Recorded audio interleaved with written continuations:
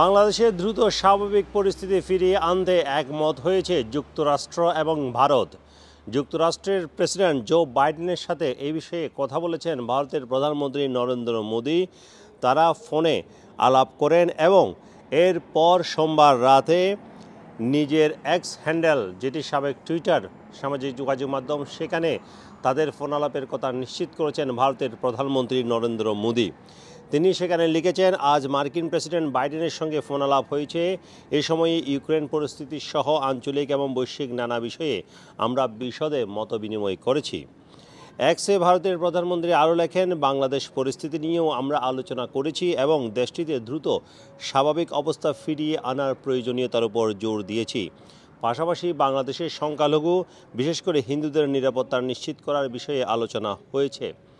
আপনারা জানেন, বাংলাদেশের উপর ভারত, মার্কিন যুক্তরাষ্ট্রসহ পশ্চিমা বিশ্বের দেশগুলোর নজর রয়েছে। বিশেষ করে সাম্প্রতিক সময়ে শেখ হাসিনা সরকারের পতনের পর থেকে পশ্চিমা বিশ্বসহ প্রতিবেশী ভারত বারবার জোর দিচ্ছে বাংলাদেশের দ্রুত স্বাভাবিক অবস্থা ফিরিয়ে আনার জন্য। এ অবস্থায় মার্কিন প্রেসিডেন্ট জো বাইডেনের সাথে ভারতের প্রধানমন্ত্রী নরেন্দ্র মোদির এই ফোনালাপ অত্যন্ত গুরুত্বপূর্ণ বলে বিশ্লেষকরা মনে করছেন। কারণ বাংলাদেশে আওয়ামী লীগ সরকারের উপর সবসময় সমর্থন দিয়ে এসেছিল ভারত। এ ধরনের অভিযোগ রয়েছে আওয়ামী লীগ সরকার বিরোধীদের, এবং এই কারণে বর্তমানে বাংলাদেশের ক্ষমতাচ্যুত প্রধানমন্ত্রী শেখ হাসিনা ভারতে অবস্থান করছেন। এই কারণেও কিন্তু ভারতের সাথে বাংলাদেশের সম্পর্কের একটা টানাপোড়েন তৈরি হয়েছে বলে অনেকে মনে করছেন। পাশাপাশি অতি সাম্প্রতিক সময়ে বাংলাদেশের বন্যা পরিস্থিতির জন্য অনেকে ভারতকে দায়ী করছেন, এবং আজকে আবার ফারাক্কার সবগুলো বাঁধ খুলে দেওয়া হয়েছে, সে ধরনেরও খবর একটি খবর বেরিয়েছে। এই অবস্থায় আসলে ভারতের প্রধানমন্ত্রী নরেন্দ্র মোদির সাথে যুক্তরাষ্ট্রের প্রেসিডেন্ট জো বাইডেনের এই ফোন আলাপ অত্যন্ত গুরুত্বপূর্ণ বলে মনে করছেন বিশ্লেষকরা। যদিও বাইডেনের পক্ষ থেকে এ ধরনের কোনো তথ্য এখনও আমরা জানতে পারিনি, কিংবা কোনো সংবাদ মাধ্যমে আসেনি। শুধুমাত্র নরেন্দ্র মোদির সামাজিক যোগাযোগ মাধ্যম এক্স হ্যান্ডেলে যে তিনি লেখা লিখেছেন, সেটাই বাংলাদেশে মোটামুটিভাবে সকলে সেই সংবাদই করেছে।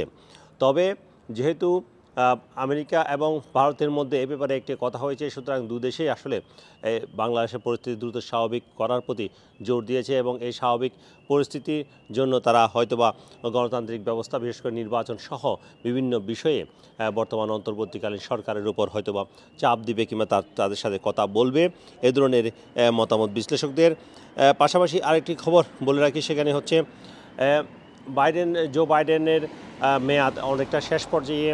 কয়েক মাসের মধ্যে মার্কিন যুক্তরাষ্ট্রে সাধারণ প্রেসিডেন্ট নির্বাচন অনুষ্ঠিত হবে, যেখানে জো বাইডেন প্রতিদ্বন্দ্বিতা করছেন না, সেখানে তার দল থেকে প্রতিদ্বন্দ্বিতা করছেন ভাইস প্রেসিডেন্ট কমলা হ্যারিস, এবং বিরোধী পক্ষ থেকে আছেন সাবেক প্রেসিডেন্ট ডোনাল্ড ট্রাম্প।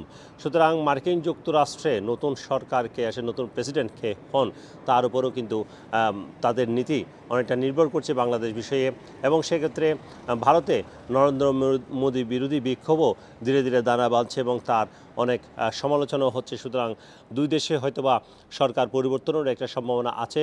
তবে যেহেতু ভারতের নির্বাচন অনেক দেরি আছে, সেক্ষেত্রে আমেরিকার নতুন প্রেসিডেন্ট ভারত এবং বাংলাদেশ সম্পর্কে কী নীতি গ্রহণ করে সেটার উপরে অনেক কিছু নির্ভর করছে।